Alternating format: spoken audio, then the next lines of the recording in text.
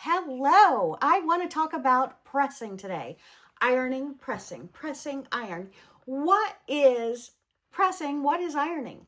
Well, pressing is going up and down and setting a seam or pressing out anything that you don't want to be there. However, ironing is moving it back and forth and could actually pull or distort your fabrics. So when we're laying something together that we want perfectly together, or maybe on top of each other and on top of each other, we have to press, my friends. Heat press, and I love my steam. Let's talk about needles. When we're using our sewing machines and we're working with fabrics, we have to use the appropriate needle. So a quick talk about needle. Use the right needle. Match the needle type to your size and fabric. Ball points for knits, sharps for wovens, and a quilting needle or a universal needle is a sharp.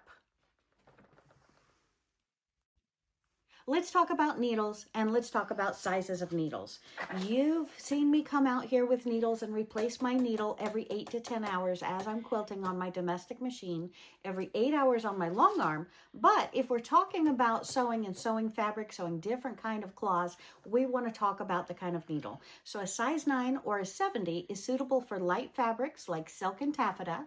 If you're using medium fabrics like cotton, linen, or satin, use an 11 or a size 80 needle. If you're looking for medium to heavy fabrics, like I like to be tough and put multiple layers together, I usually use a 14, which is also called a 90 size needle. It's suitable for medium heavy fabrics, and it's an ideal standard everyday needle. Last one I'll tell you today, and then hit that subscribe button because we're coming back with more information. Size 16 or a 100 needle. That is perfect for heavy fabrics, denim, tweeds, curtain fabrics, and soft furnishings. Test your stitches first. Always have a scrap that you're willing to go ahead and stitch up. You can always put it in a junk journal, use it as a tab for a book, but you want to test out your stitches first for the stitch length and the tension. So you need to look on the front and the back before sewing on your final product. Needles. Change them on your machine every 8 to 10 hours of sewing. So if you need to keep a journal and say, hey, click that timer or look at that stopwatch, every 8 to 10 hours, change your needle for your best sewing. This box that looks like a box of soap in your seamstress's office is not a box of soap. It is Wonder Weights. Wonder weights or any kind of pattern weights are perfect for putting on your patterns, so you don't have to use pens, you don't have to mess up that pattern, weight it down, you can trim it out, make sure it's all the right measurement. And these come in a box of 6.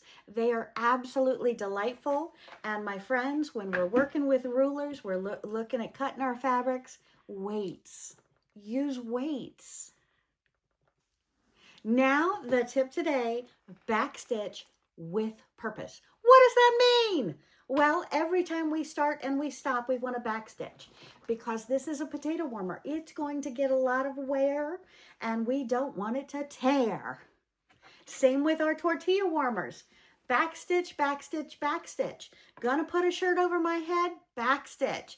Backstitch with some of my favorite tools, because what makes sewing more pleasant and quilting more pleasant than a good self-healing mat? You know, I have a 34-inch by 22-inch. I love her, and a good sharp rotary blade. My sewing tool of the day, my friends, the seam ripper. Yes. I hate pulling seams, but you know what? The more I sew, the more I have to pull seams. So what is better than a good quality seam ripper. Now you can go out there and you can pay a buck, $1.25, and as long as it's new and it's sharp, it is a wonderful tool. You have some where the lids don't go back on it and you can lose the lids.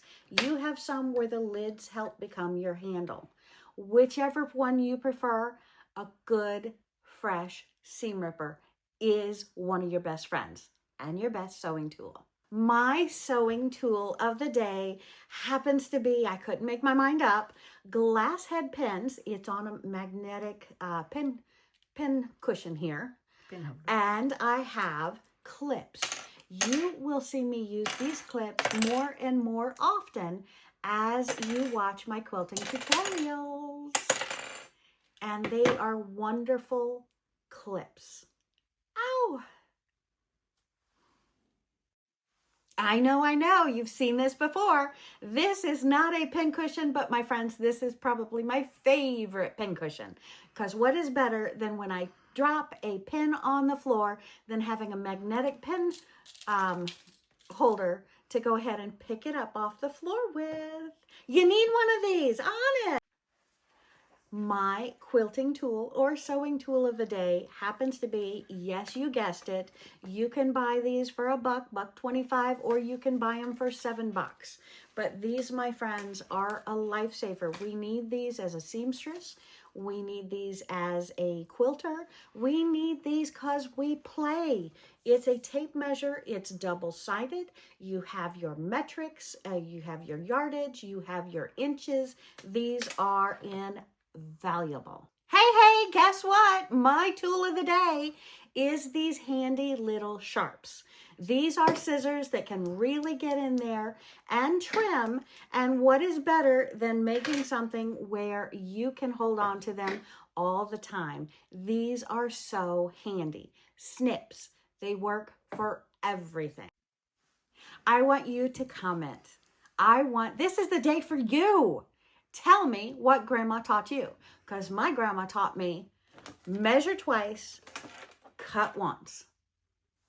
Grandma always told me never to sew angry. Well, Grandma, I love you. I miss you. Guess what? I'm retired now, so my concern is not sewing angry.